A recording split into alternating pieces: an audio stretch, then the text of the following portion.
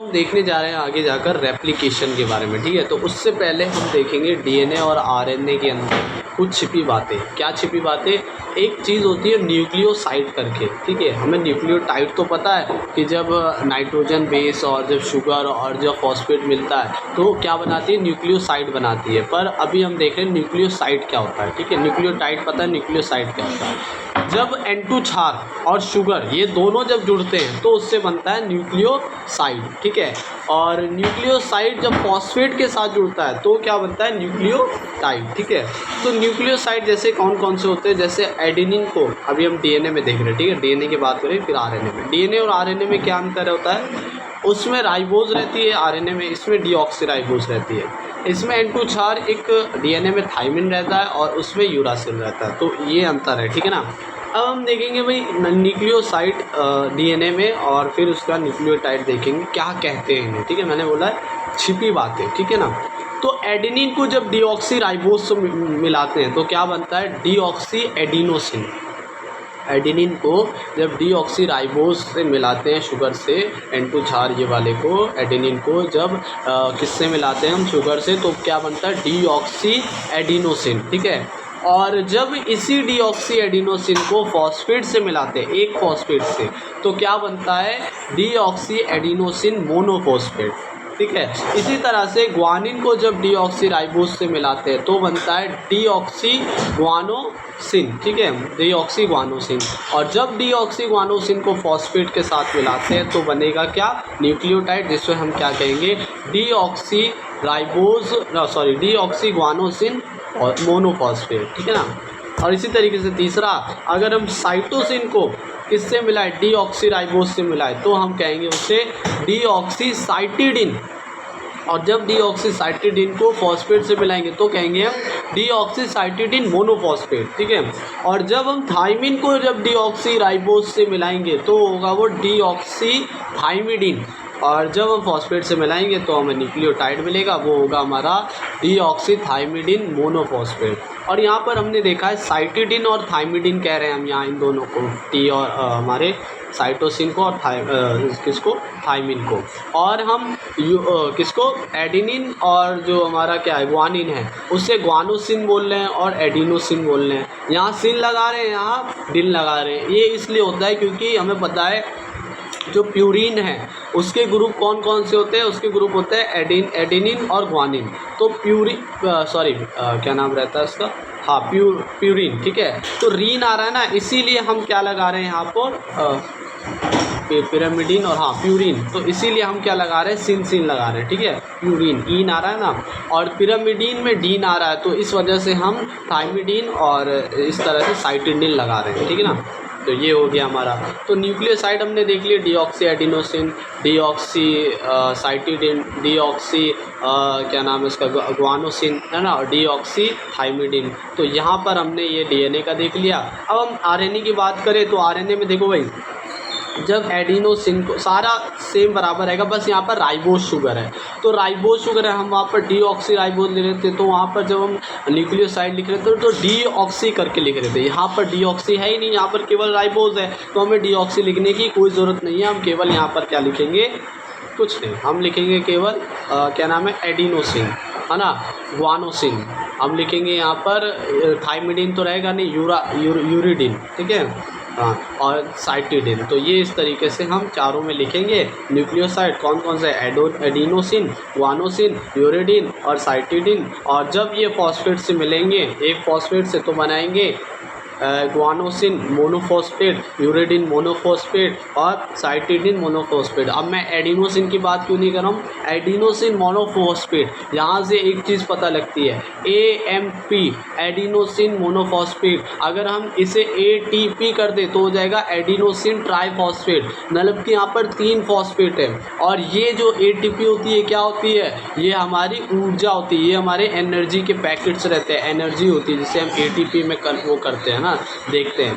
तो यही ATP जो है, हम इसे क्या कह सकते हैं? ATP को यहाँ मैंने लिखा था,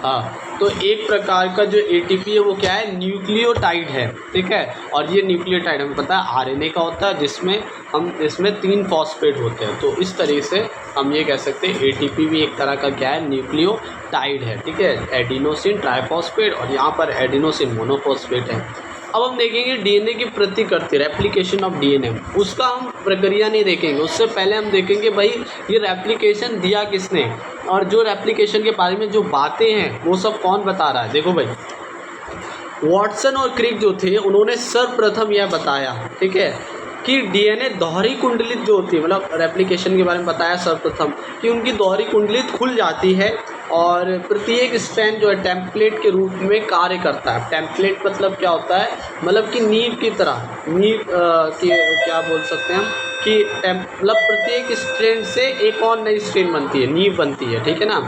तो तथा नए न्यूक्लियोटाइड मौजूदा N2 बेस के पूरक में जुड़ जाते हैं, मतलब पूरक से जुड़ते हैं, एक इधर जुड़ेगा और एक इस तरफ जुड़ेगा, ठीक है ना, पूरक से। और यह प्रक्रिया चलती रहती है जब तक कि नए डीएनए के अणु नहीं बन जाते हैं। तो ये प्रक्रिया मतलब जिस तरह से पूरक पे जोड़ रहे हैं, ठीक है, वो जुड़ते रहेंगे जब तक नए डीएनए का दोनों तरफ निर्माण ना हो जाए। अब देखो भाई, जिसकी प्रकृति उन्होंने क्या बताई थी, सेमी कंजर्वेटिव, अर्ध संरक्षित, ठीक है। पर ये जो अर्ध संरक्षित सेमी कंजर्वेटिव है, इसको समझा नहीं पाए थे, तो इसको समझाया किसने था, मिशेल्सन और स्टाल ने, ठीक है। मिशेल्सन और स्टाल का भी हम प्रयोग देखेंगे। और उन्होंने किसके ऊपर जो एक्सपेरिमेंट किया था, ई कोलाई बैक्टीरिया के ऊपर। तो prove by experiment DNA is semi conservative nature by Meselson and Stahl, ठीक है। तो क्या था मिशेल्सन और स्टेल का जो प्रयोग था, देखो भाई, हमने क्या लिया, उन्होंने क्या लिया, ई कोलाई बैक्टीरिया लिया, ठीक है। अब इस ई कोलाई बैक्टीरिया को एक सॉल्यूशन में डाला जो कि क्या था, N15H4Cl था, ठीक है।